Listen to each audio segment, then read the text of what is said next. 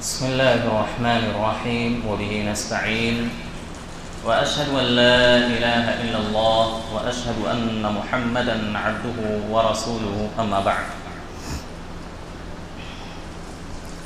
محترم حاضرین،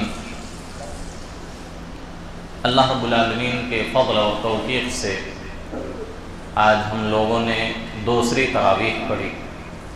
اللہ سے دعا ہے کہ اللہ رب العالمین ہماری اس تراویح قیام اللیل کو اور ہمارے صیام کو شرف قبولیت سے نوازے، اور ہمیشہ اللہ رب العالمین پورے رمضان اس طرح ہم کو قیام اللیل کرنے کی توفیق عطا فرمائے، آمین۔ حاضرین گرامی،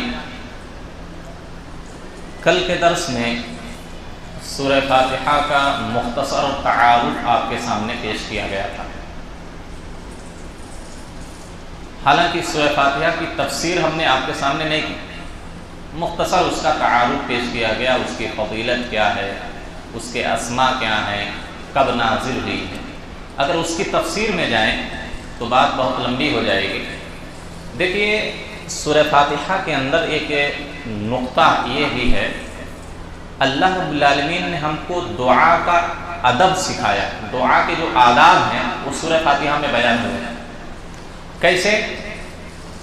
دعا کرنے سے پہلے اللہ رب العالمین کی تعریف کرنا چاہیے، خوب اللہ کی تعریف کرو، اللہ کی بڑائی بیان کرو۔ سورہ فاتحہ میں دیکھیے، پہلے اللہ کی تعریف کی گئی، الحمدللہ رب العالمین، ہر طرح کی تعریف کا مستحق اللہ رب العالمین کی ذات۔ الرحمن الرحیم، جو رحمان اور رحیم ہے، رحم کرنے والا۔ مالک یوم الدین، جزا کے دن کا مالک ہے۔ یہ اللہ کی تعریف ہوئی۔ اب اللہ کی تعریف بیان کرنے کے بعد اب یہاں دعا کا ذکر ہے، ایاک نعبد و ایاک نستعین، اللہ ہم تیری عبادت کرتے ہیں، تجھ سے ہی مدد طلب کرتے ہیں۔ اہدنا الصراط المستقیم، تو ہم کو صراط مستقیم کی طرف رہنمائی فرما، ایسے راستے کی رہنمائی جس پر تو نے انعام کیا، اکرام کیا، نہ کہ ان لوگوں کے راستے پر جس پر تیرا غضب نازل ہوا ہے اور جو گمراہ ہیں۔ تو اس میں دیکھیے، پہلے اللہ کی تعریف کی جاتی ہے، اس کے بعد حدیث میں ایک اور ادب بتلایا گیا کہ اللہ کی تعریف کرنے کے بعد نبی صلی اللہ علیہ وسلم پر درود بھیجی جائے۔ پہلے اللہ کی تعریف کریں، پھر نبی پر درود بھیجیں، اس کے بعد اللہ سے جو آپ کو مانگنا ہے وہ مانگیں۔ یہ دعا کا طریقہ ہے، دعا کے یہ آداب ہے، اللہ نے ہم کو سب سے پہلی سورہ میں سکھایا، کیونکہ دعا یہ انسان کی بنیادی ضرورت ہے۔ دعا سے بہت سارے مسائل انسانوں کے، خاص طور پر مومنوں کے حل ہوتے ہیں۔ اس لیے اللہ نے پہلی ہی صورت میں دعا کا طریقہ ہم کو سکھا دیا کہ ہم پہلے اللہ کی تعریف کریں، خوب نبی پر درود بھیجیں، اس کے بعد اللہ سے مانگیں۔ آئیے دوسری سورہ، سورہ بقرہ۔ سورۃ البقرہ سب سے لمبی سورت قرآن میں کون سی ہے؟ سورہ بقرہ۔ کتنی آیتیں ہیں اس میں؟ 286 آیت، 286 آیتیں۔ اچھا، آپ بتلائیں کہ پورے قرآن میں سب سے لمبی آیت کون سی ہے؟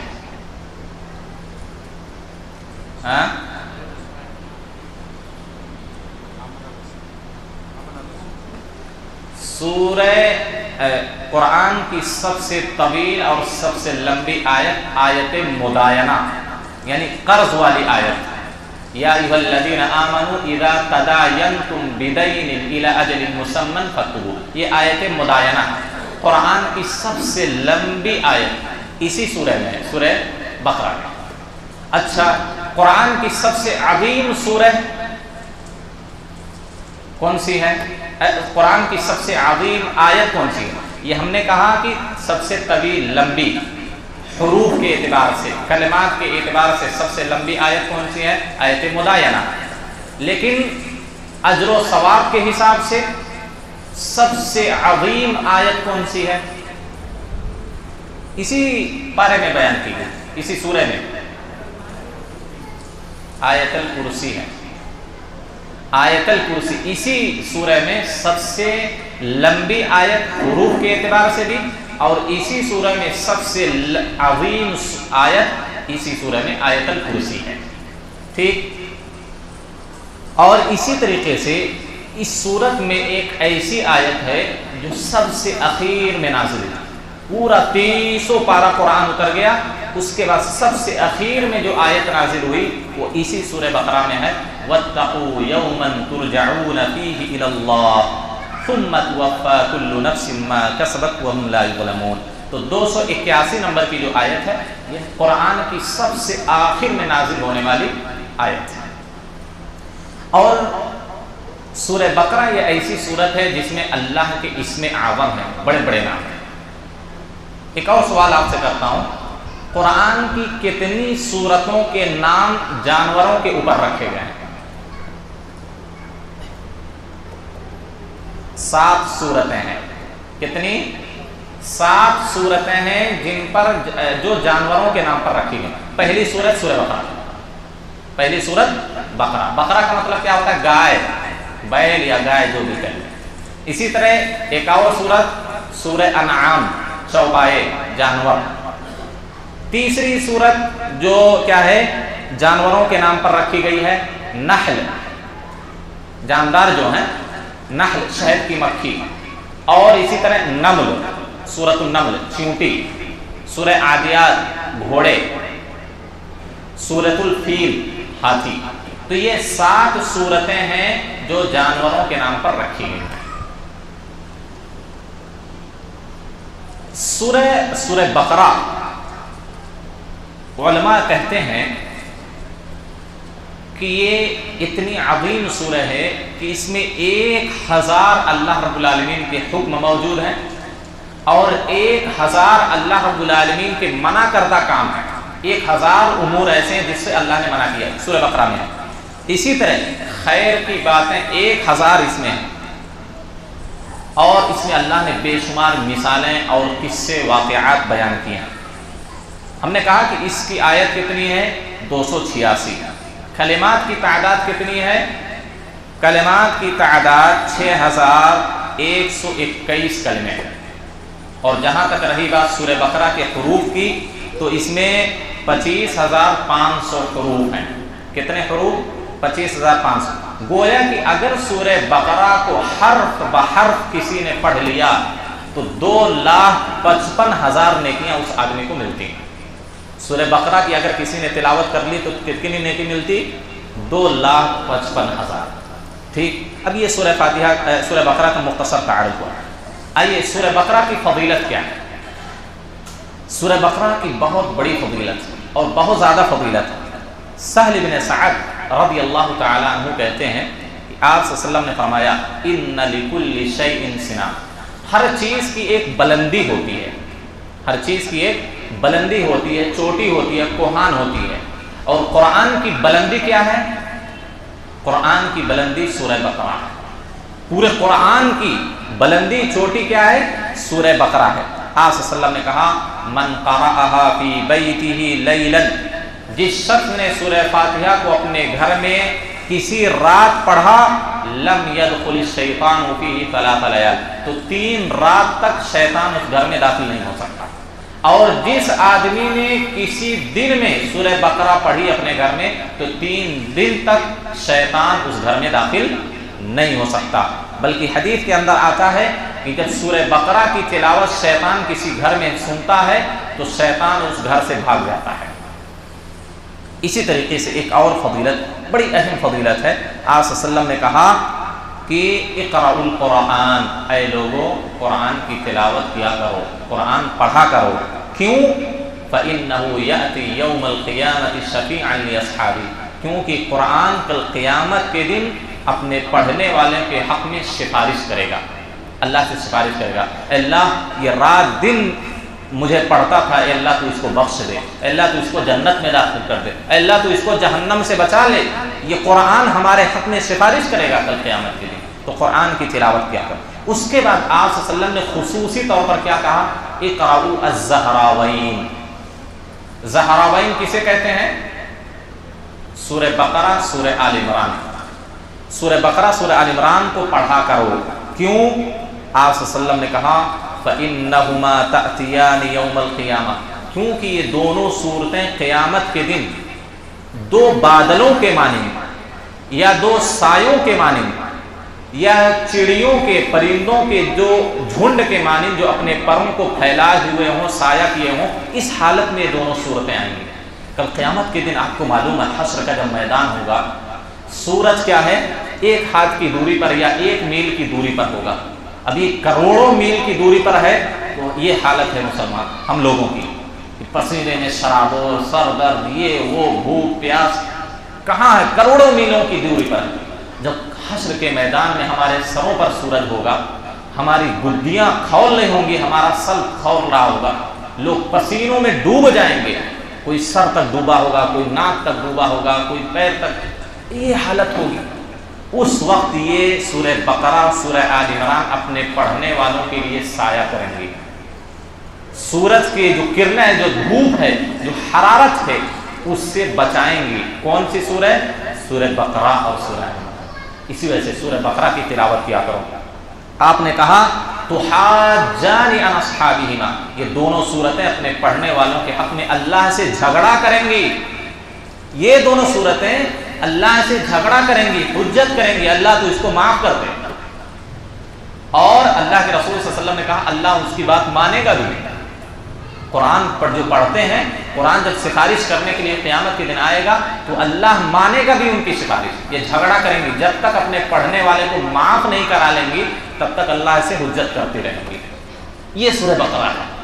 لہذا سورہ بقرہ کی کثرت سے تلاوت کریں، اپنے گھروں میں پڑھا کریں. شیطان سے آپ کا گھر محفوظ ہو جائے گا، شیطانی وسوسوں سے آپ کا گھر محفوظ ہو جائے گا، شیطان کی برائیوں سے آپ کا گھر محفوظ ہو جائے گا. سورہ بقرہ پڑھو. اللہ کے رسول صلی اللہ علیہ وسلم نے کہا اے لوگو سورہ بقرہ کو مت چھوڑو، سورہ بقرہ پڑھو. فإن أخذها برکہ، کیونکہ جو سورہ بقرہ اپنے گھروں میں پڑھتا ہے ایسے گھروں میں برکت نازل ہوتی ہے، ایسے گھروں میں برکت ہوتی ہے، اللہ کی رحمت نازل ہوتی ہے. وَتَرْكُهَا حَسَرَةٌ، اور اگر سورہ بقرہ پڑھنا چھوڑ دو گے تو دنیا میں بھی افسوس کرنا پڑے گا، اور کل قیامت کے دن بھی ایسے آدمی کو افسوس ہوگا کہ کاش وہ سورہ بقرہ پڑھ لیا ہوتا یا ہمیشہ سورہ بقرہ کی تلاوت کرتا. وَلَا تَسْتَطِعُوهَا الْبَطْلَ، اس کا ایک اہم فائدہ کیا ہے؟ سورہ بقرہ جو مسلسل ہمیشہ پڑھتا رہتا ہر دن، اس پر کسی طرح کا کوئی جادو اثر نہیں کر سکتا. جادو کا علاج بھی سورہ بقرہ ہے. سورہ بقرہ اگر کوئی پڑھتا ہے تو اس پر جادو کا اثر نہیں ہو سکتا ہے. اور اسی طریقے سے ایک روایت کے اندر آتا ہے کہ کل قیامت کے دن قرآن اس حال میں آئے گا، اور جو اس کے پڑھنے والے ہیں، اس پر عمل کرنے والے ہیں، جب قیامت کے دن آئیں گے تو اس آدمی کے، اس پڑھنے والے قاری کے سامنے سورہ بقرہ اور سورہ آل عمران ہوں گے. یعنی سورہ بقرہ سورہ آل عمران پڑھنے والے کی رہنمائی کریں گے، ان کو جنت کی طرف بلا کے لے کے جائیں گے. یہ صورت ہے تقدمہم سورۃ البقرہ وآل عمران. قیامت کے دن جب بندہ آئے گا تو سب سے آگے، اس کے آگے کون سی صورتیں ہوں گی؟ سورہ بقرہ اور سورہ آل عمران. جو اس کو پڑھتے ہیں، اس پر عمل کرتے ہیں، ان کے لیے یہ خوشخبری ہے. اور اسی طریقے سے ایک اور واقعہ آپ کو بتلاؤں. اسید بن حضیر رضی اللہ تعالی عنہ ایک مرتبہ اپنے گھر میں سورہ بقرہ کی تلاوت کر رہے تھے. ایک کنارے میں ان کا گھوڑا بندھا ہوا تھا، گھوڑا، اور اسی گھوڑے کے بغل میں ان کا بچہ یحییٰ سویا ہوا تھا. یہ سورہ بقرہ پڑھ رہے ہیں. اچانک گھوڑا بدکنے لگا، کودنے لگا. ان کو ڈر ہوا کہیں بچے کو کچل نہ دے. وہ قرآن تلاوت بند کر کے گئے دیکھنے بچے کو. بچہ سو رہا ہے، گھوڑا بدک نہیں رہا، کوئی مسئلہ نہیں ہے. پھر پڑھنے لگے، پھر گھوڑا بدکنے لگا، پھر قرآن کی تلاوت بند کر کے پھر گئے. 3 بار ایسا ہوا. اس کے بعد قرآن پڑھتے رہے. تیسری بار جب دیکھا کہ بچہ سو رہا ہے، کوئی مسئلہ نہیں، آگے پیچھے کوئی بھی نہیں ہے، انہوں نے جب آسمان کی طرف اپنی نگاہ اٹھائی تو دیکھا کہ ایک چھتری نما کوئی چیز ہے جس میں روشنی ہے، اور آسمان کی طرف وہ روشنی اٹھتی ہوئی جا رہی ہے. صبح ہوئی، اللہ کے رسول کو پورا قصہ سنایا. اللہ کے رسول، میں پڑھ رہا تھا سورہ بقرہ، ایسا ہوا. آپ نے کیا کہا؟ قد علمت، کیا تم کو معلوم ہو کیا چیز کی؟ اسید بن حضیر نے کہا نہیں اللہ کے رسول مجھ کو نہیں معلوم. آپ صلی اللہ علیہ وسلم نے کہا تلک الملائکۃ دنت لصوتک، یہ فرشتوں کی جماعت تھی، وہ تمہاری آواز، تمہاری قراءت اور تم جو قرآن پڑھ رہے تھے وہ سننے کے لیے رحمت لے کر نازل ہو رہے تھے، یہ فرشتے تھے. آپ صلی اللہ علیہ وسلم نے کہا اگر تم قرآن کی تلاوت نہ بند کرتے، سورہ بقرہ پڑھتے رہتے صبح ہو جاتی تو پورے فرشتے ویسے ہی اسی حالت میں رہتے اور پورے مدینہ کے لوگ ان کو دیکھتے، وہ ان سے چھپ نہیں سکتے تھے. تو دیکھیے سورہ بقرہ جب پڑھی جاتی ہے تو فرشتے آ کر وہ قرات، وہ تلاوت سنتے ہیں اور اللہ کی رحمت لے کر نازل ہوتے ہیں. یہ سورہ بقرہ کی اہمیت اور فضیلت ہے. سورہ بقرہ کے بہت سارے نام ہیں. ایک تو بقرہ نام ہے، ایک نام ہے سنام القرآن، ایک فسطاط القرآن، اسطاط القرآن، کئی نام ہیں سورہ بقرہ کے. سورہ بقرہ آپ دیکھیے کب نازل ہوئی. سورہ بقرہ آپ صلی اللہ علیہ وسلم جب مدینہ ہجرت کر کے گئے تو جو سب سے پہلی سورہ نازل ہوئی وہ سورہ بقرہ تھی. سورہ بقرہ ہجرت کے بعد فوراً نازل ہوئی. اور آپ دیکھیں سورہ بقرہ قرآن میں ترتیب کے حساب سے کس نمبر پر ہے؟ دوسرے نمبر. پہلے سورہ فاتحہ، اس کے بعد سورہ بقرہ. لیکن نازل ہوئی کتنے نمبر پر؟ نازل ہوئی یہ سورہ 87 نمبر پر، 80 سے 7 نمبر پر سورہ نازل ہوئی. نزول کے حساب سے 87 نمبر پر ہے، 87 نمبر پر، لیکن ترتیب میں مصحف میں دوسرے نمبر پر ہے. اور یہ سورہ مطففین کے بعد اور سورہ آل عمران سے پہلے نازل ہوئی. گویا کہ سورہ مدینہ کے اندر نازل ہوئی اور ہجرت کے 1 سال بعد نازل ہوئی. اور اسی سورہ میں یا ایھا الذین آمنوا کتب علیکم الصیام، روزے کی آیت جو ہے کہ روزہ تم پر فرض کر دیا. اب یہاں سے پہلی ہجری کے بعد روزہ فرض ہو گیا. آپ صلی اللہ علیہ وسلم نے کتنے سال رمضان کا روزہ رکھا؟ کوئی بتا سکتا ہے؟ آپ صلی اللہ علیہ وسلم نے رمضان کا کتنے سال روزہ رکھا؟ 9 سال. 13 سال آپ نے مکہ میں زندگی گزاری نبوت ملنے کے بعد، اور 10 سال مدینہ میں. کتنے ہوئے؟ 23 سال. اب 10 سال جب آپ مدینہ میں گزارے تو 1 سال کے بعد روزہ فرض ہوا تو 9 ہی سال آپ نے رمضان کا روزہ رکھا. جی اس سورہ کو سورہ بقرہ کیوں کہتے ہیں؟ اس کی ایک وجہ ہے، کیونکہ اس میں بقرہ یعنی گائے کا ایک قصہ بیان کیا گیا ہے. اسی وجہ سے اللہ رب العالمین نے اس سورہ کو سورہ بقرہ کہا ہے. اب دیکھیے سورہ بقرہ کی شروعات کس سے ہو رہی ہے؟ الف لام میم. الف لام میم سے شروعات ہو رہی ہے. الف لام میم کیا چیز ہے؟ اس کو حروف مقطعات کہتے ہیں، اور اس کا معنی اللہ کی ذات کے علاوہ کسی کو نہیں معلوم. یہ کیا ہے الف لام میم؟ کیا معنی ہوتا ہے؟ کسی کو نہیں معلوم. بعض لوگ کہتے ہیں اللہ کے اسم اعظم بڑے بڑے نام ہیں، اور بعض لوگوں نے کہا کہ جب قرآن نازل ہو رہا تھا مکہ کے اندر بڑے بڑے فصیح بلیغ آدمی تھے جن کو عربی زبان پر مہارت حاصل تھی.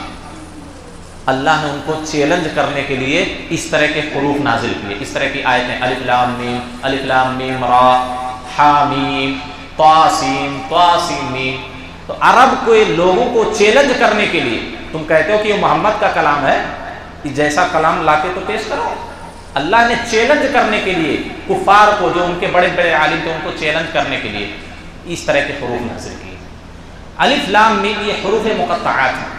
قرآن میں کتنی صورتیں ہیں جن سے حروف مقطعات کی شروعات ہوتی ہے؟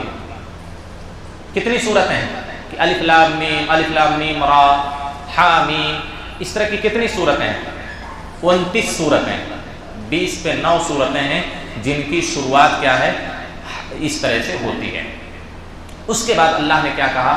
ھدی للمتقین، ذالک الکتاب لا ریب فیہ ھدی للمتقین. دیکھیے اگر کوئی چیز قریب ہوتی ہے تو اس کے لیے عربی میں لفظ آتا ہے ھذا. جیسے ھذا رجل، یہ آدمی ہے. دور ہوتا ہے تو اس کے لیے ذالک استعمال ہوتا ہے. لیکن یہاں پر آپ قرآن کے لیے دیکھیے ھذا الکتاب اللہ نے نہیں کہا، بلکہ کیا کہا؟ ذالک الکتاب لا ریب فیہ، بے شک یہ قرآن. ذالک کہا، حالانکہ یہ کتاب مراد ہے، پھر بھی اللہ نے کہا ذالک. کیوں؟ قرآن کی عظمت کی وجہ سے، قرآن کی بلندی کی وجہ سے اللہ نے ذالک الکتاب لا ریب فیہ کتاب کہا اللہ نے۔ کتاب یہ قرآن 3 جگہ لکھا ہوا، کہاں کہاں؟ کوئی بتائے، یہ کتاب 3 جگہوں پر ہے۔ نمبر 1 لوح محفوظ جو اللہ کے پاس ہے، دوسری کتاب جس کو ہم لوگ کتاب مکنون کہتے ہیں جو فرشتوں کے ہاتھوں میں ہوتی ہے، فی صحف مکرمہ مرفوعۃ مطہرہ بأیدی سفرہ، فرشتوں کے ہاتھوں میں جو کتاب ہے، اور تیسری کتاب یہ جو ہمارے پاس مصحف ہے۔ تو یہ 3 جگہوں پر اس طرح کی قرآن کی کتاب لکھی ہوئی پائی جاتی ہے۔ ذالک الکتاب لا ریب فیہ ھدی للمتقین، یہ متقیوں کے لیے ہدایت ہے۔ بھئی قرآن تو پوری دنیا کے لیے نازل ہوا ہے، چاہے وہ متقی ہوں، کافر ہوں، مشرک ہوں، ساری دنیا کے لیے۔ شہر رمضان الذی انزل فیہ القرآن ھدی للناس، سارے لوگوں کے لیے ہدایت ہے۔ تو اللہ نے یہاں کیوں کہا بھائی متقیوں کے لیے ہدایت ہے؟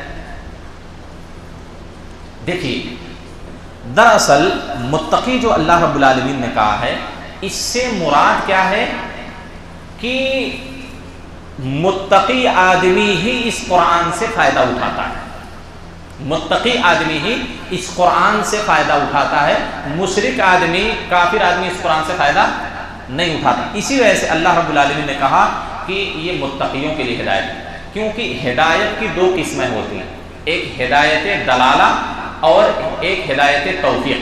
دلالت کا مطلب ارشاد، رہنمائی، تعلیم، یہ سارے لوگوں کے لیے قرآن ہے۔ انسان کافروں کی بھی رہنمائی کرتا ہے، مومنوں کی بھی رہنمائی کرتا ہے، لیکن توفیق کی جو بات ہے وہ صرف متقی اور مومنوں کو ملتی ہے، کافروں کو نہیں ملتی۔ جیسے، اور آپ کو ایک بات اور بتلا دوں کہ تقوی اور عبادت یہ دونوں لازم اور ملزوم ہیں۔ بغیر عبادت کے تقوی نہیں آ سکتا، اور نہ تقوی کے بغیر عبادت ہو سکتی، دونوں ایک دوسرے سے لازم ملزوم ہیں۔ تو اللہ رب العالمین نے کہا ھدی للمتقین، متقیوں کے لیے ہدایت۔ آپ نے سورہ فاتحہ میں کیا پڑھا؟ اہدنا الصراط المستقیم صراط الذین انعمت علیہم، ایسے لوگوں کے راستے پر چلا جن پر تو نے انعام کیا۔ وہ لوگ کون ہیں؟ وہ لوگ اللہ نے خود کہا وَمَن يُطِعِ اللَّهَ وَالرَّسُولَ وَيَخْشَ اللَّهَ وَيَتَّقِي فَأُولَٰئِكَ هُمُ الْفَائِزُونَ۔ اللہ نے ایک دوسری جگہ پر کہا کہ وہ انبیاء ہیں، صدیقین ہیں، شہداء ہیں، صالحین ہیں، تو ان کے راستے پر چلا۔ اس کی تفصیل اللہ نے یہاں بیان کی۔ وہ کون لوگ ہیں؟ متقی کون ہے؟ جو اللہ پر ایمان رکھتا ہو، الذین یؤمنون بالغیب، غیب پر ایمان رکھتا ہو، نماز کی پابندی کرتا ہو، زکوٰۃ دیتا ہو، اور نبی صلی اللہ علیہ وسلم سے پہلے جو کتابیں نازل کی گئیں اس پر بھی ایمان رکھتا ہو، آپ سے پہلے انبیاء پر بھی ایمان رکھتا ہو، تو اور آخرت پر بھی ایمان رکھتا ہو، تو ایسا آدمی متقی ہے اور ایسا آدمی کامیاب ہے۔ اس کے بعد دیکھیں اللہ رب العالمین نے سورہ بقرہ کے شروع ہی میں 3 لوگوں کو، حالتوں کو بیان کیا ہے، مومنین جو ابھی میں نے بیان کیا، اور کافرین، کافرین کا انجام بھی بیان کیا، اور اس کے بعد منافقین کا اللہ نے ذکر کیا۔ 13 آیتوں میں منافقین کا اللہ نے ذکر کیا اور ان کے کارنامے، ان کی حالات بیان کی کہ یہ منافقین جو ہیں اپنی زبان سے تو کہتے ہیں کہ ہم اللہ پر ایمان رکھتے ہیں، قرآن پر ایمان رکھتے ہیں، نبی پر ایمان رکھتے ہیں، لیکن اللہ نے کیا کہا وَمَا هُمْ بِمُؤْمِنِينَ، حقیقت میں یہ لوگ مومن نہیں، حقیقت میں یہ لوگ مومن نہیں۔ جب مومنوں کے ساتھ ہوتے ہیں تو کہتے ہیں اِنَّا مَعَكُمْ، ہم تمہارے ساتھ ہیں، ٹینشن نہ لو، کہیں بھی غزوہ ہوگا، جہاد ہوگا، تمہارے ساتھ رہیں گے۔ لیکن جب کافروں کے پاس جاتے ہیں تو کیا کہتے ہیں؟ ارے ہم تو مومنوں سے مذاق کرتے ہیں، صرف مذاق کرنے کے لیے ان کے ساتھ رہتے ہیں۔ اللہ کیا کہتے ہیں؟ اللہ یستہزئ بہم ویمدہم فی طغیانہم، اللہ ان کے ساتھ مذاق کر رہا ہے۔ یہاں سے ایک نقطہ نکلا کہ مسلمانوں کا مذاق اڑانا یا اسلام کا مذاق اڑانے سے انسان بسا اوقات کافر ہو جاتا ہے، یا اسلام کے شعائر کا مذاق اڑانے سے انسان کافر ہو جاتا ہے۔ مثلا کسی کی داڑھی بہت لمبی لمبی ہے، کسی نے داڑھی کا مذاق اڑا دیا، آدمی کا مذاق اڑایا ٹھیک ہے، وہ تو گناہ ہے، لیکن داڑھی کا اگر کسی نے مذاق اڑایا تو یہ اسلام کی تعلیم، اسلام کا حصہ ہے، تو علماء نے لکھا ایسا انسان کافر ہو جائے۔ کوئی انسان ہے ٹخنے سے اوپر پیجامہ پہن رہا ہے، اس کا کسی نے مذاق اڑا دیا لوگ علماء نے لکھا ہے کہ ایسا انسان اسلام سے نکل جائے۔ تو اسلام کا مذاق اڑانا یہ اسلام سے خارج ہو جانے کا سبب ہے۔ لہذا کبھی بھی داڑھی کا مذاق اڑانا، ٹخنے سے اوپر کسی کا کپڑا ہے، پیجامہ ہے، اس کا مذاق اڑانا، نماز کا مذاق اڑانا۔ آج کل نماز کا لوگ مذاق بنا رہے ہیں، آپ نے دیکھا ہوگا بہت سارے ایسی ویڈیوز آ رہے ہیں کہ اس میں نماز کا مذاق بنایا جا رہا ہے۔ ایسے لوگ اسلام سے خارج ہو جاتے ہیں جو اسلام کے شعائر کا مذاق اڑاتے ہیں۔ تو یہ سورہ بقرہ کے تعلق سے مختصر تفسیر آپ کے سامنے رکھی گئی۔ انشاءاللہ بقیہ تفسیر آئندہ کل کے درس میں آپ کے سامنے پوری کی جائے گی۔ اللہ سے دعا ہے کہ اللہ ہم سب کو قرآن سننے، سمجھنے اور اس پر عمل کرنے کی توفیق دے۔ آمین۔ وآخر دعوانا الحمدللہ رب العالمین۔